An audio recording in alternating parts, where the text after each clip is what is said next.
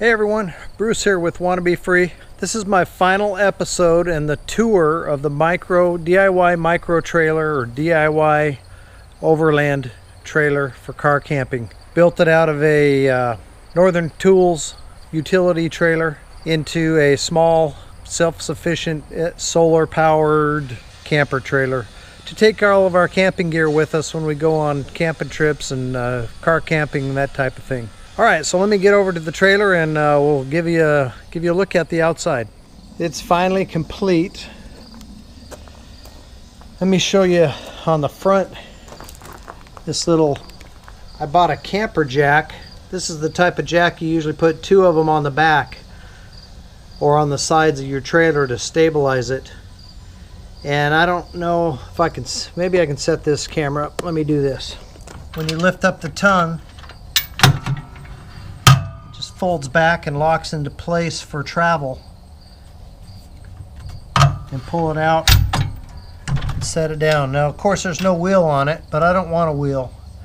This is easy enough for me to lift up and move it around by hand, as long as I don't have to go too far up any big hills or bumps or whatever.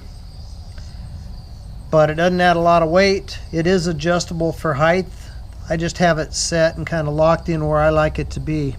So that makes it real nice on the front if I want to disconnect the trailer, park the camper in a different location, park this trailer in the sun or something like that.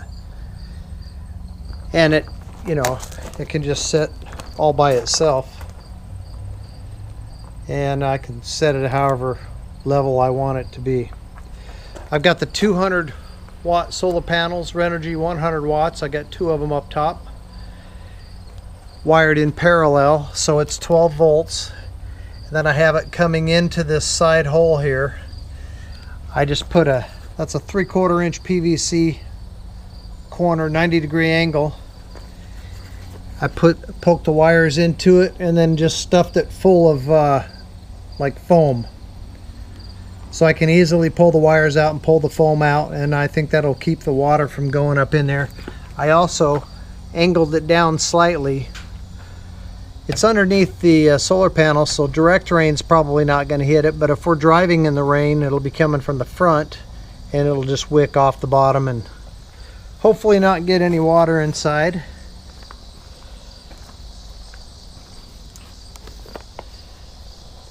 I got the latch system and the hinges on the bottom for this back door. Then I have a safety latch here. I can fold that down and put a padlock on there, and then two latches on each side. This one's kind of tight. I have to push on the door a little bit. It's kind of hard to do with one hand, but that's fine. I wanted it a little bit tight actually. And then let the back door down. And then I just used some paracord and made some angles on here with loops. I have a loop on two loops on the door, and then loops up inside that you can't see from this angle to hold the top of the paracord there. And the nice thing is, the way I made this is I can lift it up, pull this over the front, I guess, and disconnect them. So I can disconnect both sides easily. This was a comment from a viewer, said that this door could be in the way for loading and unloading. It actually isn't, but if it had to be out of the way a little more, I could set that down on the ground by disconnecting those. And then that gives me ability to walk up real close, reach all the way into the compartment to put gear and so forth in and out of the trailer. All right, let me connect this back.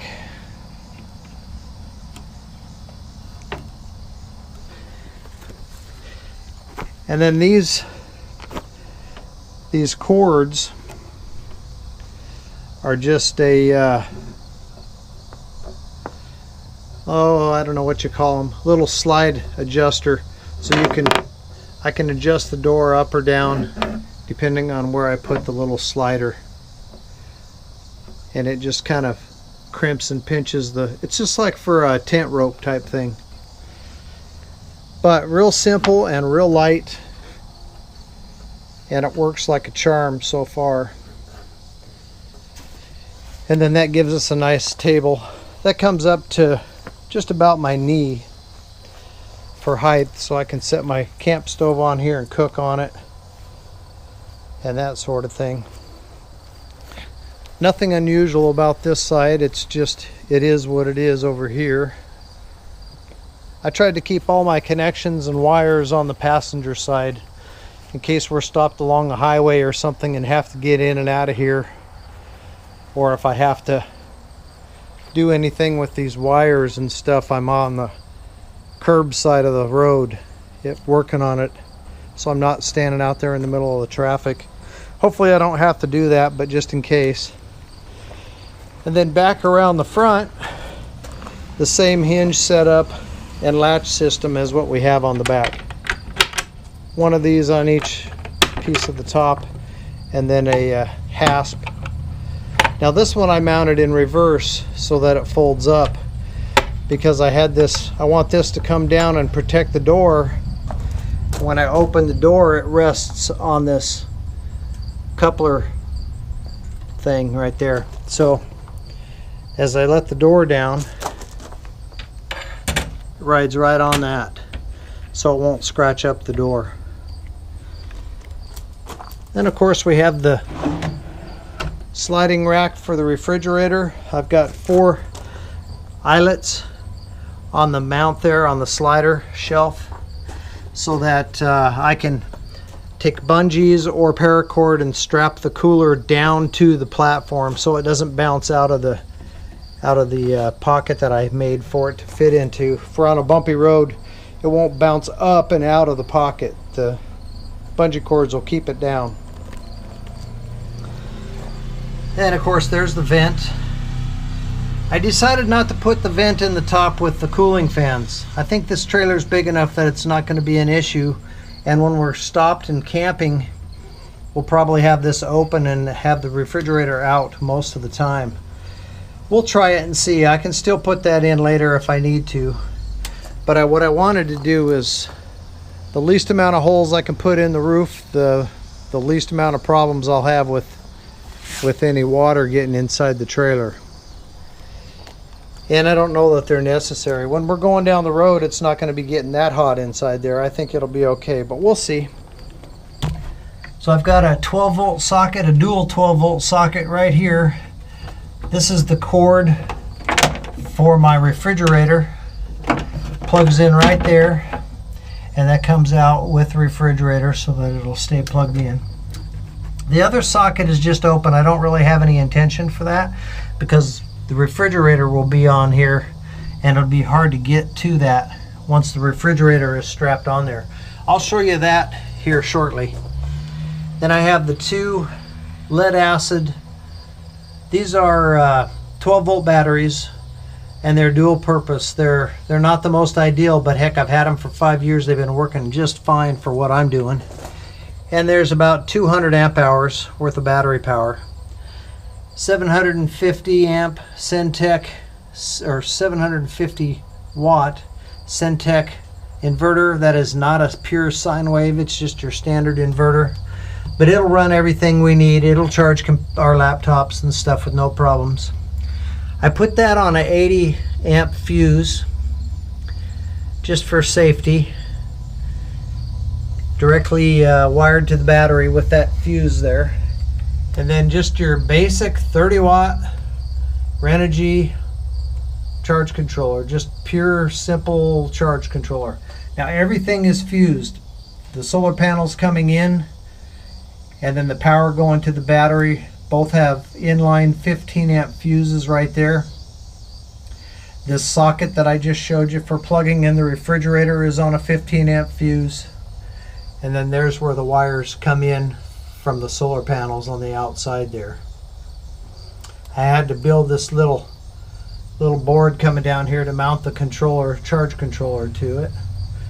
Right now you see that one green light blinking is showing that the batteries are in float, so they're topped off. And that's what the inside looks like from the front view. I also have connected to this wire that powers this socket here. I have just a 12-volt supply, and it's capped off in case I want to add anything else. I can actually add another 12-volt socket or something there. And then that's what the wiring turned out. It's all strapped to the top of the batteries, all kind of nice and neat and tidied up. No wires hanging out where I have the refrigerator shelf sliding back in there. And that goes right to the batteries. It doesn't quite touch them, but it goes right to them. If you can see that, how close that gets.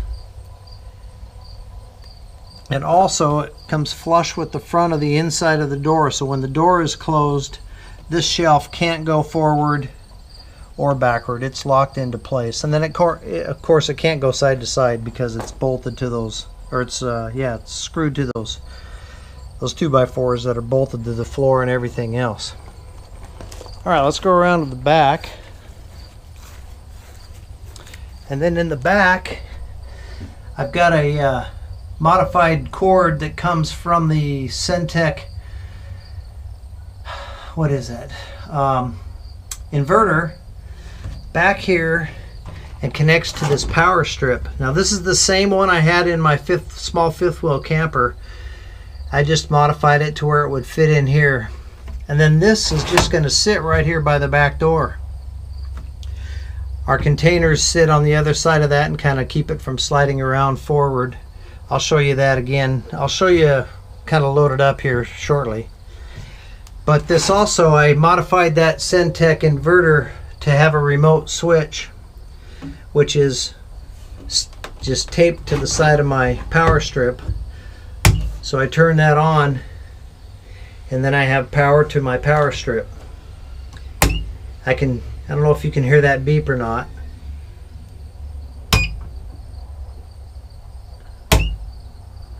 I can turn the inverter on and off with that switch. So when I need to plug into AC power, I can plug my device in there and then hit that switch, and that turns the inverter on. When I'm done with it, I can shut it off again, and it's not pulling any power, just sitting there. It's completely disconnected at this point.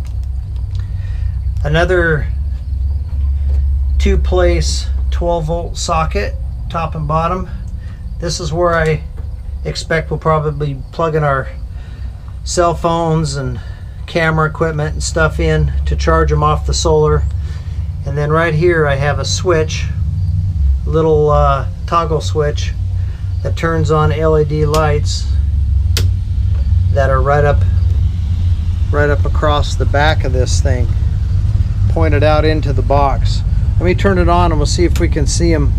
If I close this back door, we might be able to see them from the front with the door shut. Yeah, there we go. So I just put 2 strips of the strip LEDs across the back, and when it's dark out, that lights up the entire inside of the box real nice. And they're LEDs, so they're not going to use up hardly any power. And that's right by the back door, of course, so there's a little inside view of it.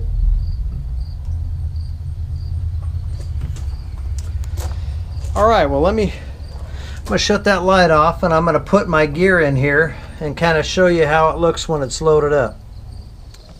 Oh, I wanted to show you what we're putting in there. 2 of these big lounge chairs, and these things are huge. They weigh about 22 to 25 pounds a piece, so there's 50 pounds just for those 2 chairs. And they fold up pretty small, I guess, but they're still pretty heavy.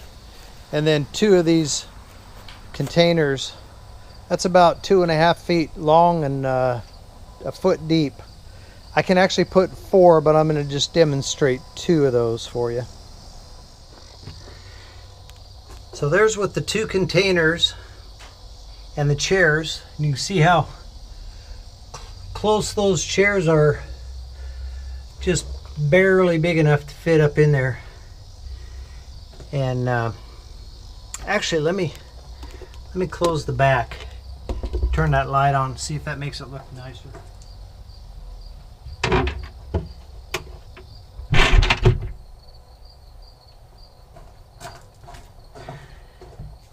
Yeah, there we go. So you can see where they come, just up against, well, they got about 2 or 3 inches between the container and the battery. And I can double those containers. I can fit 2 more on top of those 2. So I can put a total of 4 of those containers in here, and whatever we can pack into them. Another shot of the lights. But you can see everything misses the wiring nicely. The chairs cannot come forward any farther because they're hitting the bracket down on the floor. They're not going to go side to side more than an inch or 2, just wobbling around in there. Actually, they're pretty darn secure in there. And the containers, of course, keep everything else in place.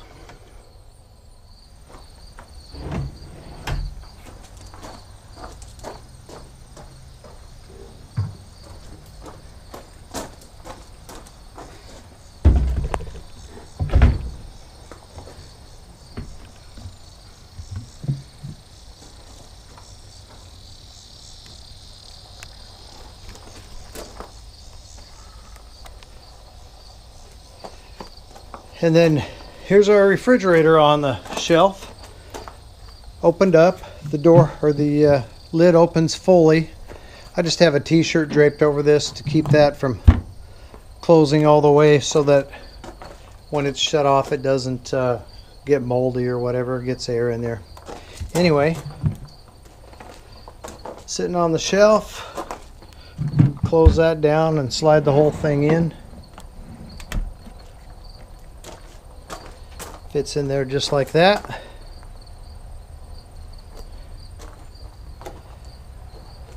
And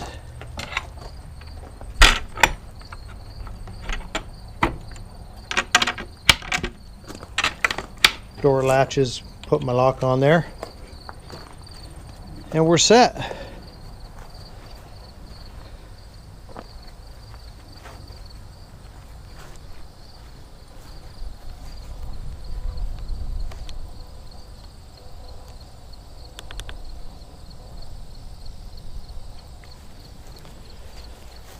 All right, let me reach in here and turn this light off. Oh, also with the containers, you can see I can get to my power strip, turn it on and turn it off, plug things into it. I could pull it out here if I wanted to. I can get to my 12-volt sockets even with the chairs in place, and then I can also get to my light switch. And that's what it looks like from here.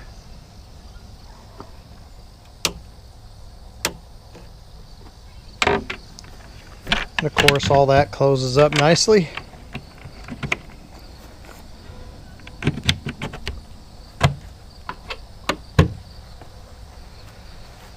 And it secures for driving.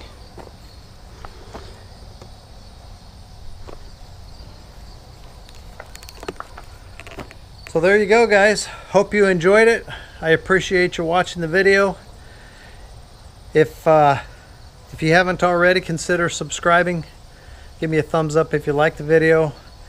And look forward to in the near future, taking this thing out on a trip, pulling it behind the 2010 Ford Transit Connect camper and giving it a test run, see how it works out for us. Hope you're all doing well out there. It just happens to be Labor Day, so happy Labor Day to you all. I don't know if you'll probably see this the day after Labor Day by the time I edit and get it uploaded.